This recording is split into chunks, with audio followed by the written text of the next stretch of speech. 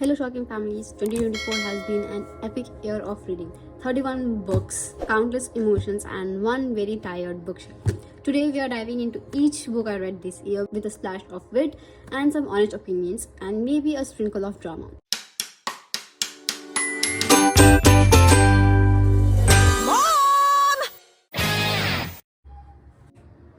First up, we have The Creative Habit by Twyla Tarp. Twyla Tarp is a legendary choreographer and she has choreographed for Broadway, ballet and even films like Amadeus. And this book is a guide to making creativity a part of your daily life, making creativity a habit. Tarp mixes personal anecdotes and exercises to unlock your creative potential.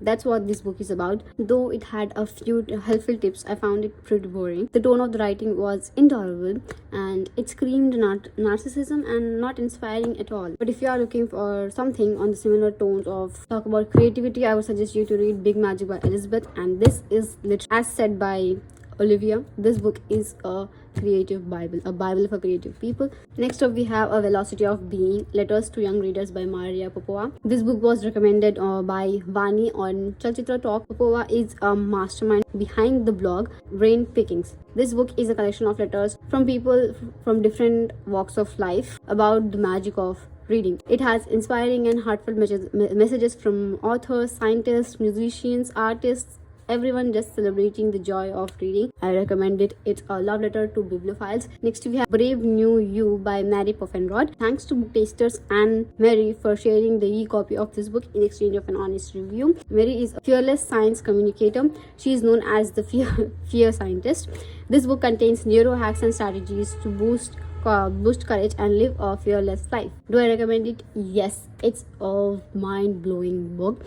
In terms of non-fiction book, it is very creative. It has so many things. I read the ebook version, but I really want to get a physical copy of this book. It was great. It has bravery breaks and it has tips and tricks here and there. And if you are a beginner, if you have never read a non-fiction book before and you want to get into non-fiction, this is the perfect choice for you. Next we have Peer Kamil by Umaira Ahmed. Umaira Ahmed is a celebrated Pakistani novelist. She started her career as a screenwriter, which many people don't know. This book is a journey of spiritual awakening and love.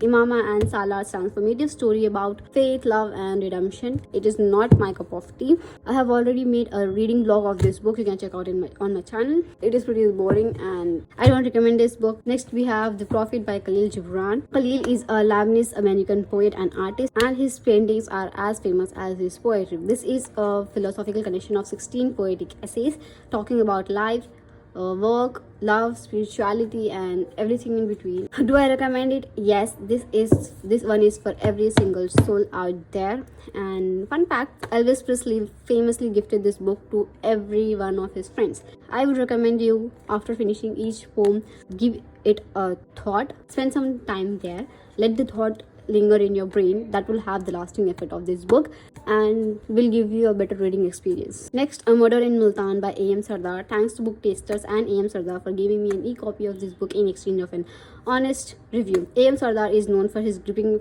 crime fiction and he blends cultural nuances with edge of your seat suspense. This book is a murder mystery set in Pakistan.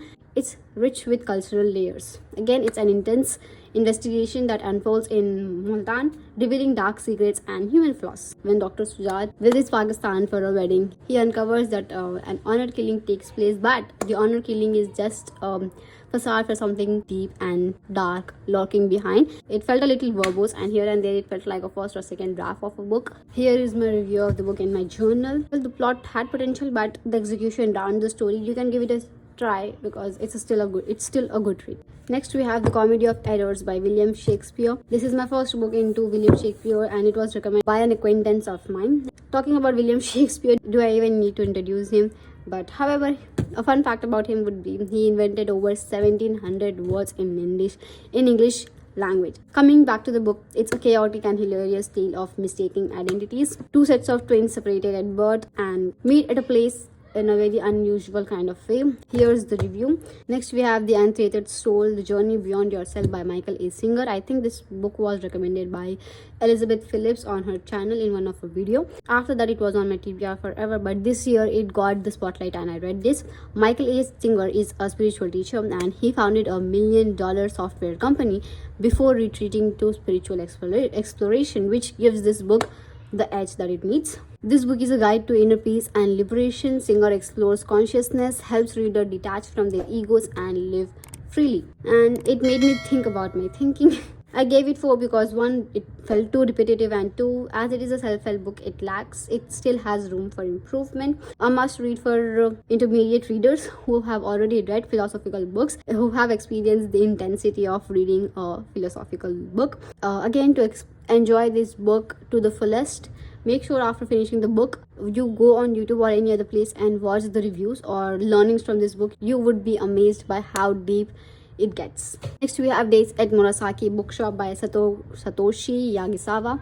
I was reading another book because of which I was about to fall into a reading slump, and I approached my friend to give me a book recommendation that is just a light read, and she suggested this book. About the author, Satoshi Yagisawa is a Japanese novelist, and this was his debut novel and it became an instant hit.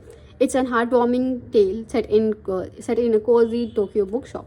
It's about a young woman who finds solace and self-discovery among the dusty shelves and literary treasures. Here it is. I gave it 3 out of 5 stars. This is a very light read, and since I read it in the translated version, it was translated by Eric Ozawa, and thank you so much for translating this book. If you are a beginner who wants to read more books, try by reading translated books because they are easy to read, follow, and this is one of those translated books. Next, The Lonely City by Olivia Blanc. Because of this book, I was about to fall into a reading slump. It was recommended by Vaibhav, I guess, on Chalchitra Talks. To talk about the author, Olivia Lang is a British writer and critic. She has also written extensively on art and culture that you can see by reading this book.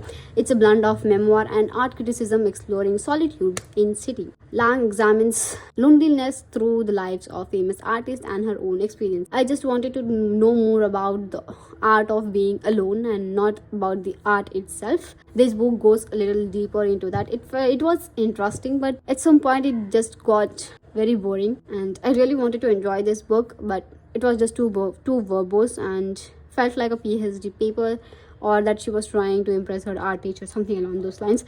Do It For You by Vanessa Ohms. Okay, thanks for Book Tasters again and Vanessa Ohms for giving me a new copy of this book in exchange of an honest review. Vanessa Ohms is a mental health advocate and she is a recovering people pleaser herself. This is a guide to reclaiming your life from people pleasing tendencies, and Ohm offers tools to set boundaries and prioritize your happiness. It had many things which I have already read before. I have been reading non-fiction since forever, I guess. So this was not a mind-blowing book, but it was a good reminder that we need to set boundaries. At times I felt like Vanessa was spying on me because it was so accurate to what I was going through, and I highly recommend this book. Next up we have Horatio Magnus' selected poems. Thanks to Book Tasters again and Horatio Magnus for giving me an e-copy of this book in exchange of an honest review. Horatio Magnus is a contemporary poet. He is known for blending surrealism with personal reflections. This book is a collection of evocative and thought-provoking poems. Themes of love, loss, and identity emerge in beautifully crafted verses. I didn't like all the poems, but there were a few which really touched me, which really spoke to me deeply, such as Why So Many Things, Am I Wrong? If you love any of the Rupi Kaur's book, you will love this book as well. Personally, I don't really enjoy Rupi Kaur's books. We will talk about that in another future video. Next up, we have The Great Gatsby. About the author Fitzgerald defined the jazz age. Fun fact, he died thinking that this book is a failure. It's a tale of wealth, ambition, and loss of love in roaring 20s. Jay Gatsby throws lavish parties to win back his true love Daisy with tragic consequences. And I gave it a 5 out of 5 stars. It was set in 1920s. Next we have Dancing in the Ring by Susan A. Sage. Talking about the author, Sage is a novelist with a knack for evocative storytelling, and she also writes poetry. This is a poignant tale of resilience and passion. It was set in a Depression era in Detroit. It follows a young woman who is striving to find her voice in a male-dominated society. Yeah, this is my favorite line. Just when I think I'm tougher than shoe leather, I find I'm not. Yeah, I have already made a long review video of this on my channel. You can check that out as well. Next, we have Dr. Jackal and Mr Hide by Robert Louis Stevenson. And to talk about the author, Stevenson was a Scottish novelist and a poet, and he wrote this novella during a nightmare and completed in just 6 days. It's a gothic tale exploring the duality of human nature, and Dr. Jackal's experiments lead to the creation of his sinister alter ego, Mr. Hyde, resulting in chaos and tragedy. I have made a long review video of this also on my channel. This is a horror book, and the king of horror is Stephen King, and he has also often praised Stevenson's storytelling. I'm sorry if I sound sick by now. I am little under the weather today. Just bear with me. Okay, next up we have Black Beauty by Anna Sewell. About the author, Sewell was an English novelist who wrote this as her only book and published it during her final years. It's a heart-touching tale of a horse life told from the horse's perspective, and this new perspective is what makes this book a masterpiece. Black Beauty is a horse, and he recounts his experiences with various owners, highlighting themes of kindness, cruelty. Black Beauty by Anna Sewell, 5 out of 5 stars. Next, talking about my most favorite read of this year, Normal. This is the book that takes the cake, takes the award of being my most favorite book this year. So talking about the author, Nimra Ahmed is a best-selling Pakistani author known for weaving suspense and spirituality. She started writing as a teenager, and have done all the research on her. Talking about the book, it's a tale of family, revenge and justice with intricate plot lines and unforgettable characters. Namal delves into human emotions and moral dilemmas. I have made a reading vlog of this book as well on my channel, this whole series, and there were many things that I didn't know while I was shooting the video. I'm a law student myself, and this book talks about the law side. The legal side of this book is pretty amazing. The court visits, the hearings, everything, the judgment, everything is pretty good. Every single person that I met who knows how to read Urdu, even if you don't know how to read Urdu, I would recommend this book to you. You can find audiobooks of this book on YouTube. Mind blowing, marvelous. Okay, and it's short of words. No combination of A to Z can ever explain how I feel about this book. If I talk about this book for any longer, I would go on for 2 hours, so let's not do that. Moving on. Fun fact, that was also my first entry in my journal, and I have also made another one in Urdu. I have this on my channel, you can check that out as well. So yeah, finally moving on. The next we have The Empress by S.J. Sinkite. Hopefully I'm pronouncing it right. To talk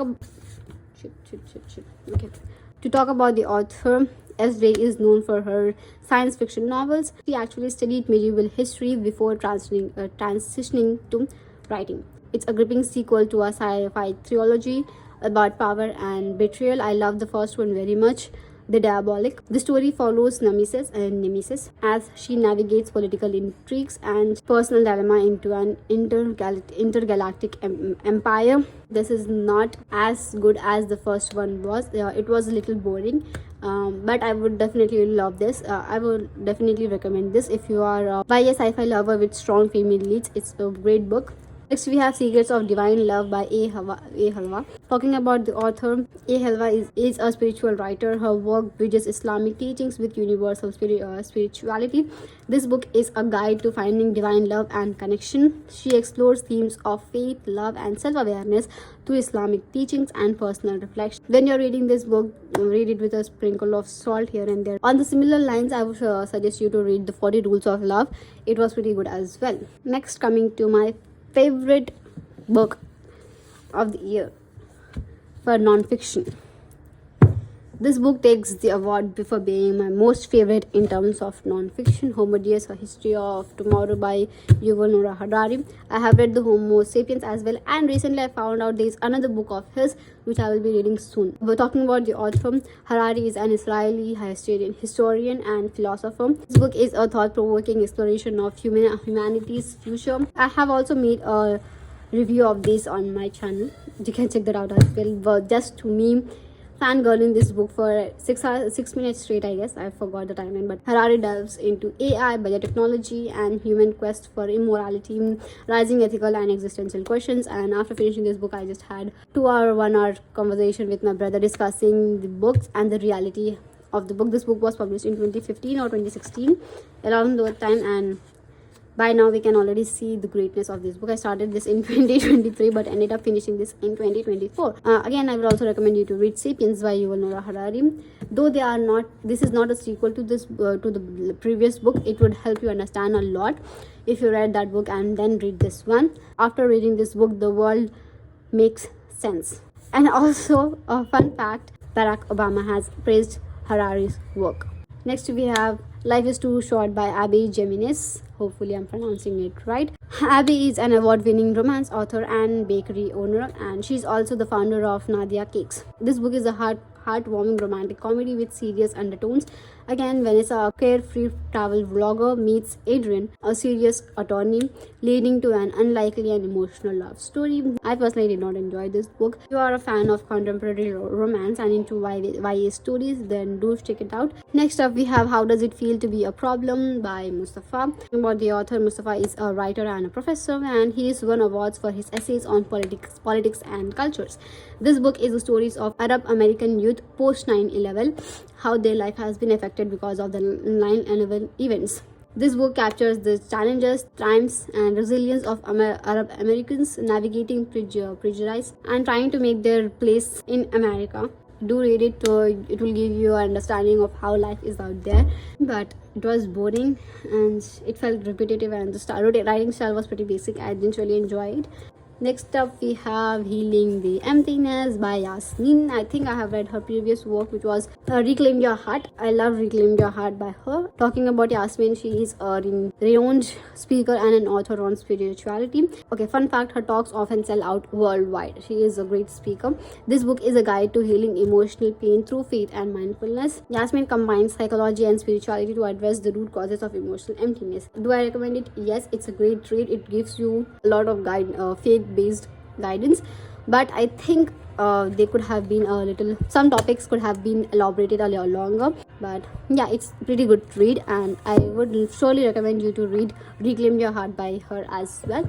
Drum roll. The award for the least favorite book of 2024 goes to Against the Loveless World by Susan Abulhawa. I had such high expectations. I was looking forward to read this book because it talks about Palestinians and their struggles, but this book was a disappointment. Talking about the author, she is a Palestinian American author and activist. She's also a poet. This book is a powerful tale of resistance and love in the face of oppression, as we all know. I do not recommend this book. It gets gross. I did not finish it DNF this book right after the first chapter, I guess.